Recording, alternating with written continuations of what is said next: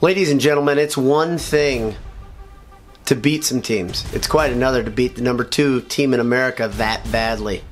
We're in a brave new world. Our Boilermakers are really good. Are they ready to take the next step? Let's talk about it. Today's quick cast is brought to you by Martin Vintage. MartinVintage.com, where if you enter BOILED at checkout, you'll get 20% off. Mom, thanks for watching. Hey everybody. Last Saturday was a fun, momentous, fantastic, magical day. If you were there, you could feel the buzz in the air, and as the day got better, it just felt like, come on guys, let's get this done. Let's get the thing to triple zeros. And not only did they get to triple zeros with a victory, they left no doubt. Purdue absolutely crushed Ohio State. As you guys all know, if you're anything like me, you've watched highlights upon highlights upon highlights. Your Boilermakers are a good team. They are amazingly better than they were just a few weeks ago, and astoundingly better than they were at the start of the season. And so now they're 4-3. They've got a good Michigan State team to play on Saturday in East Lansing, and they've got some other good games left. So we've got 3 big questions heading into that game. Question number 1. Can Purdue's offense stay hot and counter Michigan State's defensive strength? Michigan State is a very good defense. Purdue is clearly a very good offense. Purdue has a lot of weapons. Coach Brom spreads the ball around, makes it tough on defenses, but Michigan State has horses, and Michigan State has a scheme, and Michigan State has consistently shown they can stop most teams in America. How long can they stop Purdue is the question for me. I don't think they're going to be able to completely shut down Purdue's offense, but I do think they may be able to be a bit of a speed bump, more like what we saw earlier in the season. This team fights. They don't give up. I'm talking about Purdue now. They don't give up.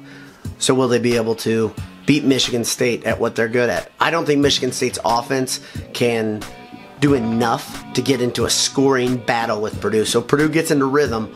Watch out, Sparty. It's going to be a tough day. Question number 2. Can Rondale Moore make himself even more of a serious Heisman candidate? This is a really interesting thing, a really interesting discussion, because some media outlets are putting him in the top 5 to 10 of the Heisman race. It's amazing. A true freshman making this much of a difference this quickly. But if he beats Michigan State, or pardon me, if Purdue beats Michigan State in the wake of beating Ohio State, and Moore makes noise yet again, it's one of those things where this is classic setup for a letdown, classic setup for a trap. If Rondale Moore can make big noise and Purdue's offense can make big noise, man, he is going to be on everybody's radar. I think he already is, to tell you the truth. But how seriously? I mean, even ESPN, when they put their poll up, they don't put Moore on it. Most places don't have him in the top 3 or 4. So Moore can go a long way. If he continues, the consistency is going to matter. Question number 3, and finally, is Purdue ready to take this big step? I think this game concerns a lot of Purdue fans because it was such an emotional high last week. And it was such a big deal to beat the number 2 team in the nation that way. The letdown is right there. If Purdue beats Michigan State, I think they are well on their way of not having just a marginal bowl season, but having a very good bowl invite them. There's still some very tough teams on the docket, obviously. The schedule is still tough. You've got good teams ahead. But beating Michigan State on the road would be another sign that Purdue is taking a step. It's one thing to beat Nebraska. It's one thing to beat Illinois. It's quite another to beat Michigan State at home. The weather is going to be a little bit nasty. It looks like it could start raining in the second half. I'm hoping the weatherman is actually right and it waits as long as it can.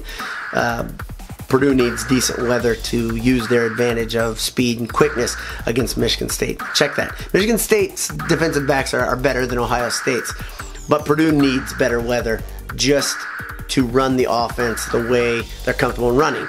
I said this in my predicto. I think that Coach Brom and company have learned their lesson and learned it versus Eastern Michigan, that you can't play with your hands in your pockets the whole day.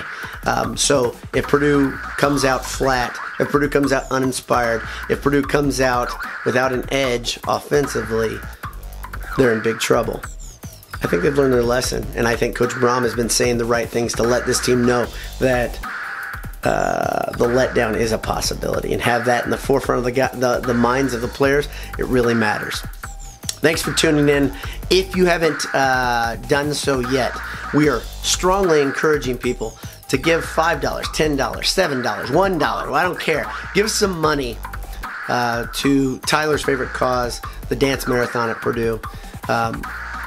It's one thing to talk. It's one thing to chant cancer sucks. It's quite another to take action. And I think we need to do it, Boilermakers. I think it is really important. If it's not directly for Tyler, it's to help somebody you love eventually. And my mom had cancer. She survived. We need to find a cure. Hammer down, Boilermakers. Have a great day. God bless you. And check out the link at the top of the page, top of boiledsports.com. BS all the time.